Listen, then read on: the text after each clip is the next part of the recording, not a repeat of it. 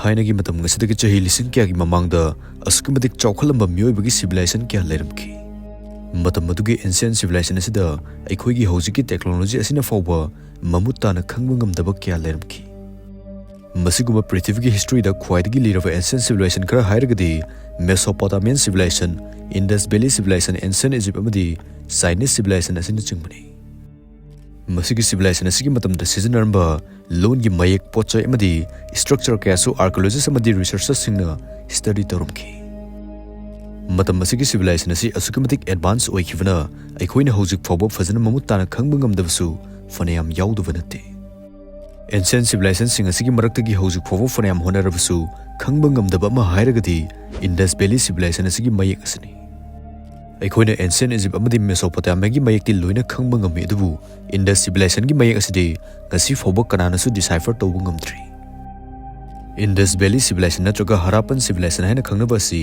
ngasidagi chahi lising manga ga chawma gi mamangda leirambani civilization asigi khwaidagi maru oiba mafum khara hairagadi Harappa Mohenjo-Daro Dolabera Kalibangan amadi Lothal asina chingmani aduga mayam sigi maraktagi khwaidagi advance oiba amadi maru oiba mafum asina Mohenjo-Daro asini mafum asigi town planning asi ahanbu uba matamda archaeologists adu loina angakpa oinaki thainagi matam aduda mafum asidadi double story ki house yumda attached to amadi public oiba bathroom waterproof pool lambi sorok sewerage system asina chingba loina matik chana leramki adubu thainagi matam asida asuk advance oiba city asi kamdongna saram libazano mafum asina ngasing asisu expert kya bu wahang kya na yomnagal helivani mafum asigi miyosing asi kanano amadi makhoigi hingbagi mawng asina kamdau bazano ancient Greeks amadi Egyptian singi language te decode tobu ngamlaga Indus Valley civilization gi language te kari maram gi decode tobu ngamdribano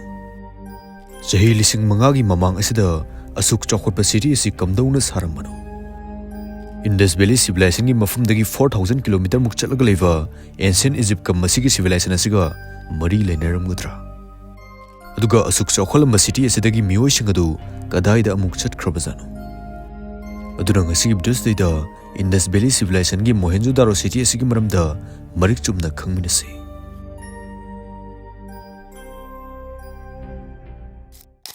matamadu December 1922 gi matamde Indian archaeologist R.D. Banerjee na matamdugi West India gi Indus River da satan bachalame mafum maduda mahakna yamna fazaba saji ma thengnakhi amadi mahakna madubu sagol tonglaga tanarame adubu saji adu manak nakpa jungle amada chensin kiduna mangkirame saji du tanabada R.D. Banerjee du warakpadagi manakta leiba upambi amagi makhada potharame asumna upambi makhaduda leiringaida mahakki makhongda yamna thogba blade kuma amana thenglakhi ahanbada blade adu chumnagi nung malambani adubu mahakna kumna yengsiluba matamda posak asi ngasidagi chahi lising mariga chongwagi mamangda bronze age ki matamda sizinava flint scraper oiramki matam aduda blade asi sagi saun lokthokpa amadi atai atai lenmada sizinava posak amani songkraba jungle asigi marakta singba posak ama leiramba haibasi R.D. Banerjee di yamna khangningbana langtaknarami maram asina mahakna jungle asigi akoibisda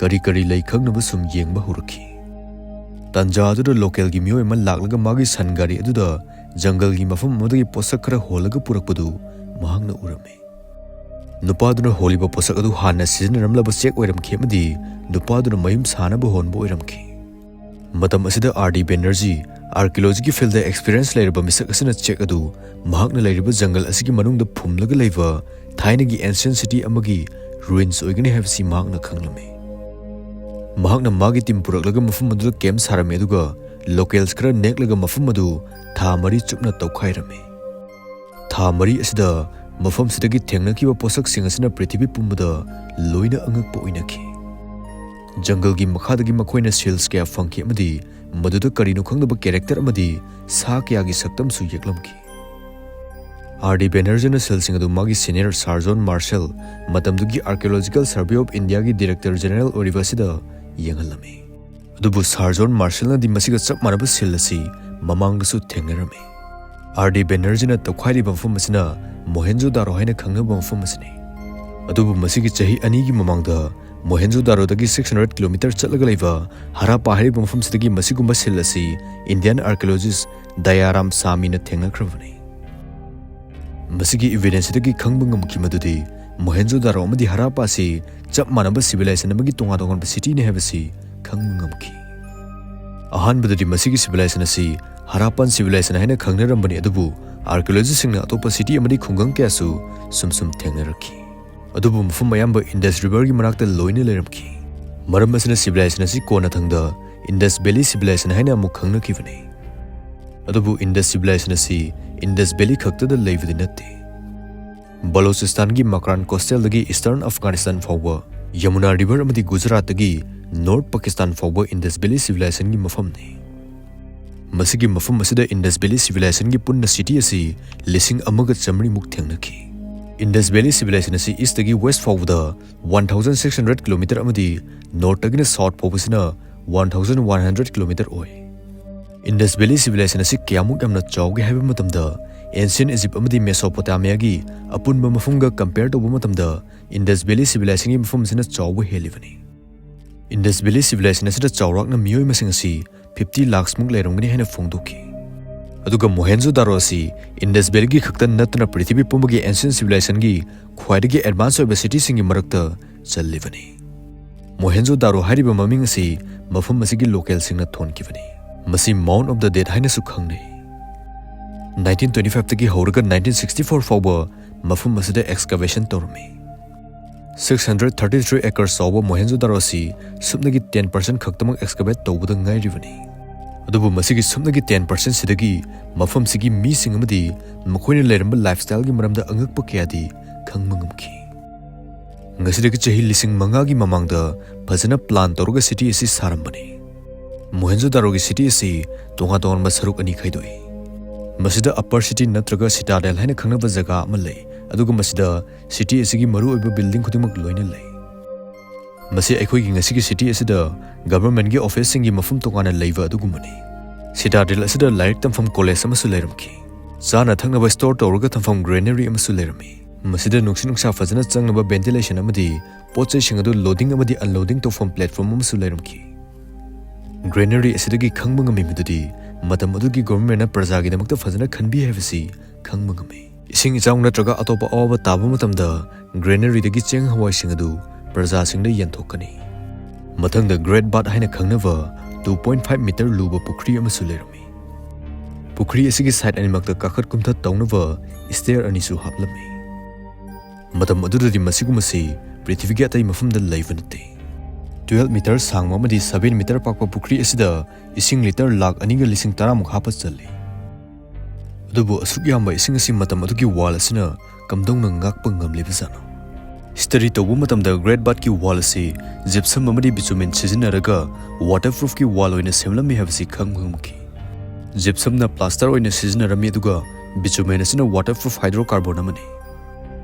Masing asisu waterproof ki damakta sizinarivani. Great Bath ki akoivada pillars karsulai. Masina takli basi pukri asi hujiki swimming pool asigumna mathak si kupsanba pukri ni haina takli. Pukri da ising supply tawnaba achobu guha amsu leirami amdi pukri dagi ising ru thadokhinaba system amsu saramki. Pukri ki wall makhada makhun macha macha khara leirami amdi masina ising ru drain da pukraga amuk turel tamna chendahanki.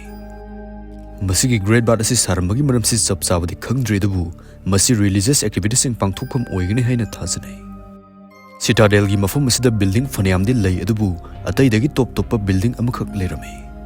Building asi loinamak excavated tawdri adubu masi 4800 square feet muk pak chawna leiva mafamni. Masida achowa pillars kun muksu leiramki. Building asi matamdugi assembly hall gumma natraga function gumma tawbugi mafam oigani haina thajanai. Mohenjo-Daro ki building amadi structures ayamba khara tongkhalaga loinamak sai. Masina nong surpa matam natraga ising ichaw gumbadagi ngakthokale. Ngasi-ngasisu Mohenjo-Daro ki mafam asi chahi khudingi ising adum thummi. Aduna matam madura tongkhalaga saramlibasina taklibasi city asi fajana plan tawraga sarambani habasi takli. Adubu city asi tongkhalaga sabagi maram asi ising ichawdagi ngakthoknaba khaktin natte. Matam maduda Mohenjo-Daro ki miyoisingna prithivigi atai mafamna tawnadriva system ama tawrumki. City edu sin mathungna drainage system loinamak haplami. Achoba building samadi yum machasu loina masigi drainage system asiga loina samnarami. Duga drain gi ising edu city dagi mapanda mafum chana chentha khinava city sikhara tongkhalaga sarivani. Sewerage system masida manholes kya su hape amadi masina drain asi phunbagumba matamda yamna line sengtokpasu yahalle. Aduga drain gi mathak asida limestone na kupsile. Masina drain asi kupsilaga thamba khak nattana drain gi manam adubasu fajilaga thamalle. Masina matam adugi miyoising asi asuki matik luna na lai habisi takle. Aduga matam aduda masigumba drainage system amadi lambi asi ancient Egypt amadi Mesopotamia da fawba laiva natri. Ngasi ngasi su masigumba lambi sorok amadi drainage system asi aikhoi gi Manipur da fawba laitabana ayambani. Mohenjo-Daro ki 10% khaktamak excavate tawbasida guha chatret muk thengnaki. Matam aduda Indus River da ising watragasu city asigi mafam ayambada aruba ising phangnanaba guha asi loinamak thamlami. Public singi achobu guha amadi yum singdasu guha macha loina leirami. Citadel gi hek makhada leiriba lower town asidana yum markets amadi industry na chingba singlei. Citadel gi islom thangba saruk asida paisa paiba miyoi singna ayamba leirami. Mafum asida chumnagi yum nataba double story gi yum na hena leirami amadi first floor da kakhanaba acho stair kya su leiramki. Yum gi roof asisu pillar na fazana haigatlaga sarami. Mafam sigi guha si 10 feet muk wangi amadi masi first floor da liba missing na yamna line sizinaba yanabani haina phongdokli. Mafam sigi yum amadi manungdana leibak na aduga mapandana sek na sarami. Masina yum asigi manung asi ingna lehele. City asi fazana plan toroga saramani habisi lower town gi yamna pakpa hobodagi loi fawba straight oiba lambi asina mayek sengna takli. Lambi asina matam adugi trade route ni haina phongdokli. Yum singi marakta laiva lairak amadagi makok yaudaba migi skeleton amasu funky. Maram asina lairak asi dead man lane haina su khangne. Lairak asigi hek nakanda BS area haina khangnaba ka ama lairami. Ka asigi laimaida chekna saba round shape ki structure macha khara su lairamki. Aduga ka asida guha amasu lairamki. Ka asiga drain ga samnaba makhul amasu lairamki. American archaeologist Mark Kenwer na phungdokpi matungina ka asi restaurant natraga fi machu samfungi ka oigini haina phungdokhi. 1925 ki matamda Mohenjo-Daro dagi Prisking haina khangnaba sculpture ama thengnaki. Masibu Mohenjo-Daro gi ningthogi saktam oidoriba jala. Sculpture asigi masak mong asigi matungina masi priest oigini haina phungdokhi. Adubu miyoi kyana mung masi ningthong mali haina phungdokhi. Asumna wakhalon anisi mix tawraga posak asigi maming asi Prisking haina mingthon kivani. Aduga masi suknatagi 6 inch khaktamak chawba sculpture amani. Mohenjo-Daro dagi phangkiba atopa sculpture amana masigi dancing girl asini. Masi hek yengma matamda dance tawraga leibagi maong mali. Mohenjo-Daro gi miyoi sing asi asuki mating makhun masa hiva ngaktane amadi makhoina anauba technology kyasu masana dum putok sarami. Miyoi sing asigi main oiba hingbagi lambi asi agriculture ni maramdi Indus River leibana mafam si leibak laihau yamna farami. Makhoina wheat, barley, bananas, watermelon species asina chingba kya tharami. Adubu makhoina khwaidagi maru oina tharambasi cotton pambi asini. Matam aduda ancient Egypt amadi Mesopotamia da fawba cotton cultivation gi concept asi leiva natri. Makhoigi talent asi makhoina saram leva size sap manaba check sing asida kisu khangma ngami. Ahanmada makhoina check asi nungsara fawraga sarame dabu kona thangda mai sizinaraga savasi hairakhibani. Mohenjo-Daro gi mafam asi asumna ihang hanglaga leiramba nate.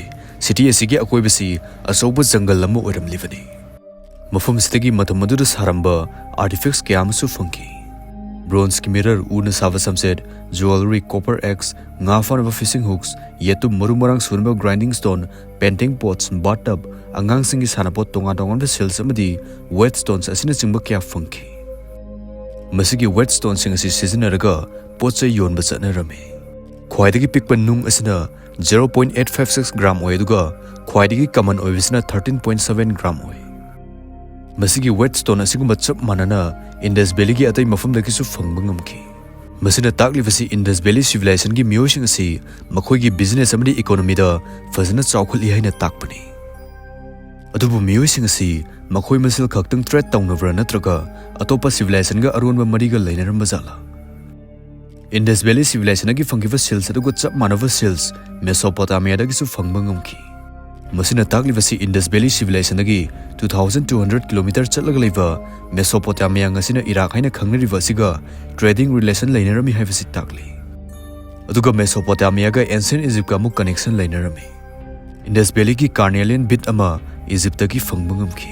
एक्सपर्ट्ससिंगना फोंदोकपन मसी Indus valley Mesopotamia लाक्लगा Mesopotamia Egypt अमुक यौरकपु ओइगने हेन फोंदोखि अदुना मतम अदुदसु Indus valley पोचे क्या अतोप मफमसिंगदसु लोइने यौरमखि Mohenjo-daro अमदि Indus valley civilisation की मरमदा अखोइने फनयामदि खंगबा ngam le adubu ngasi fawba sukhang khangba ngamdaba amakhakti leiri Indus valley civilisation की सिजनरमलिबा लैंग्वेज की मयक असि ngasi fawba gyan taba ngamdri मखोइगी लैंग्वेज असि इंडस स्क्रिप्ट हाइना खंगने इंग्लिश के अल्फाबेट कुंतरुक लेबा असुमना इंडस स्क्रिप्ट किसु ngasi fawda 419 अल्फाबेट्स नत्रगा फिगर्स थेंगनखि मसिंग थिंगमदना इंडस स्क्रिप्ट असि डिकोड तौना होना खिदबु ngasi fawba डिकोड तौबुदि ngamdri स्क्रिप्ट असि की मरमदा ngasi fawda अखोइना खंगबा ngamlibasi मसि राइट तगी लेफ्ट लोमदा इरगी हैबसि खक्तनि मसि मखोइना इरमबदा येतगी चाउना इरकलगा ओइरमदा जगा लेरक्तबदगी सुम पिक्सलकपा असिदगी खंगबा ngamखिबनि अदुगा अतैदगी टॉप टॉपा मोहेंजोदारो ददि लेबा अदुबु मखोइना सारमबदि नत्रवा स्ट्रक्चर अमसु लेरमखि बुद्धिस्ट तुपा हैना खंगनबा स्ट्रक्चर असि मोहेंजोदारो लोइख्रबा मतुंग चाही अनिमुक लेरगा सारमबनि हुजुक फाउदा अखोइना मोहेंजोदारो की डिस्कवरीज मसिगी टाउन प्लानिंग तोंगा आर्टिफैक्ट्स टेक्नोलॉजी लैंग्वेज अमदी इंडस सिविलाइजेशन का अतोपा सिविलाइजेशन की रिलेशन की मरमदा लोइना खंगले अदुबु हुजुक लेरिबा वहंग असि असुक चाउखलबा सिटी से थादोकलमलगा मियोइसिंग अदु कदाइदा चटख्रबनो हाइबसनि मोहेंजोदारो दगी सरु सरंग असि खरा खक्तनि फंखिबा अदुना मफम असि खंगौदना खुदोंथिबा नंखिबदि ओइररोय सिटी असिदा चाउराकना मियोइ लिसिंग यांखै दगिना लाख अमा फावबा लेरमी हाइना फोंदोखि अदुगा मियोइसिंग असि मफम असि तपना तपना थादोक्तुना चनखिबा ओइगनि हाइना सु फोंदोखि इसिंग इचाउदुगी एग्रीकल्चर यारक्तबा इंडस रिवर दा इसिंग लेरक्तबा मदि अतोपा कांगलुपसिंगना अटैक तौरकपदगी तपना तपना मफम असि थादोक्तुना चटखिबा ओइगनि हाइना एक्सपर्ट्ससिंगना फोंदोकलि मियोइसिंग असि अतोपा सिविलाइजेशन चटतबिदा सिनगी मफम तोंगा तोंगानबसिंगना चाइथोकलगा तिनखिबनि हाइना थाजनै असुमना तपना तपना मसागी कल्चर सु काउथोखिबनि हाइना फोंदोखि ngasi मोहेंजोदारो दा दौना एक्सकवेशन तौबसु पाकिस्तान की गवर्नमेंट ना अथिंग थमख्रे अमदी असुम नंबफम असि 90% दी अखोइना खंगबा ngamdri तबना तबना स्ट्रक्चर अयाम सुम काइथरक लेमदी मतम खरगी मतुंगददी इंडस वैली सिविलाइजेशन असि लेरमी हाइबा खंगलरोय